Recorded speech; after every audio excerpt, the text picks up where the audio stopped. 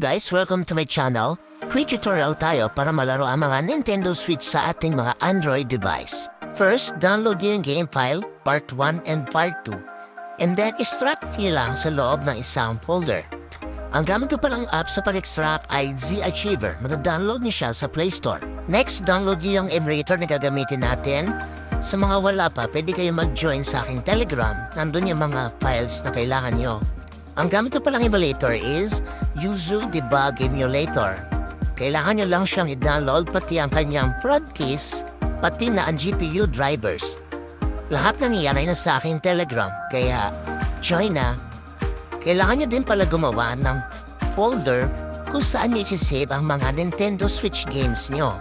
Doon nyo rin ilalagay ang prod keys. Then after nyo mag-download yung mga files natin, install nyo naman yung Yuzu Debug Emulator. Save nyo lang sa downloads, then open nyo Z-Archiver or any file explorer application, then install nyo yung Yuzu Debug application.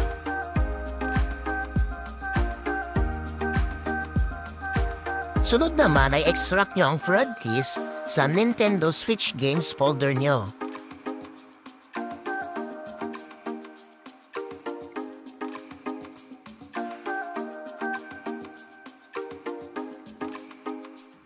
Then, open nyo ang Yuzu Debug application. Then get started.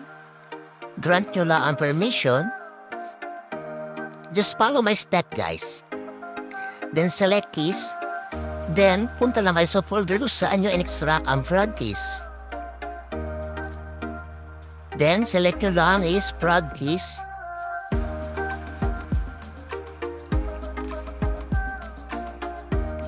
Then, add games. I-select nyo lang dito kung saan na-save yung mga Nintendo Switch games folder nyo. Then, all set na kayo. Pwede nyo nang gamitin ang Yuzu Debug Emulator para malaro ang inyong mga dinaload na Nintendo Switch games. Sa part ka naman dinaload ko is Dragon Ball's Xenoverse 2. Then, punta tayo sa pinaka-importanting part.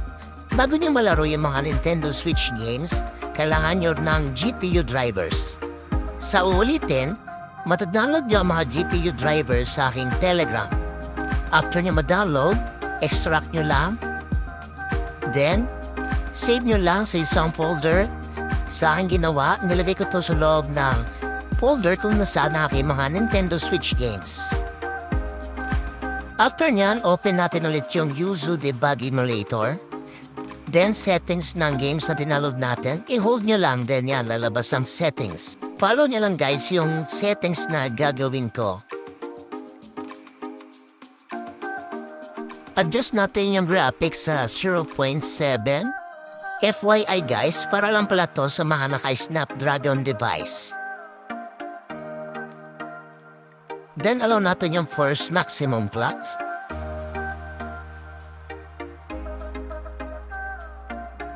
Then after that, punta naman tayo sa GPU Driver Manager. Dito, kailangan natin i-install yung mga dinaload natin na GPU driver. Select nyo lang install, then punta tayo sa folder kung saan na yung mga in-extract natin na GPU driver. Install nyo lang isa-isa guys. Then, kailangan lang natin pumili ng GPU driver na sasakto sa ating chipset. Halimbawa sa akin, naka-Snapdragon 870 ako, Adreno 650. Ang gagamitin ko ay itong Turnip driver version 24.1.0 R18. All set na tayo. Open na natin yung game at try na natin maglaro.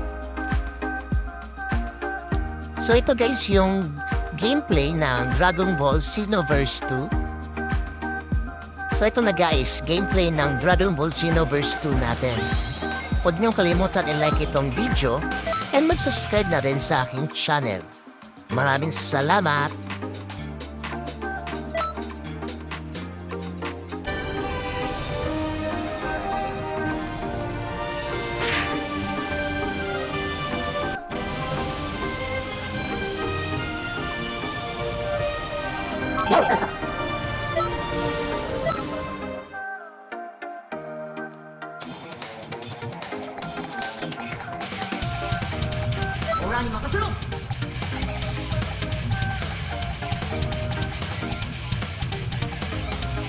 想像の前に破壊あり。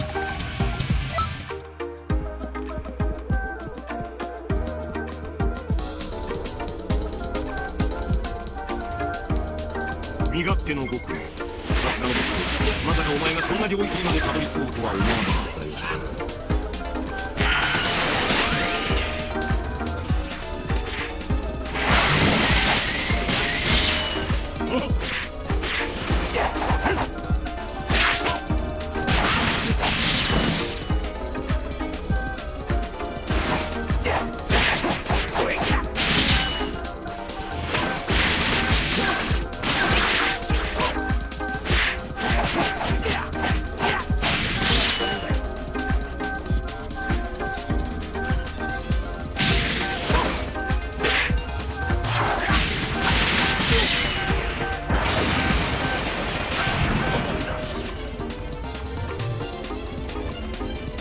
ネットはまだ片手に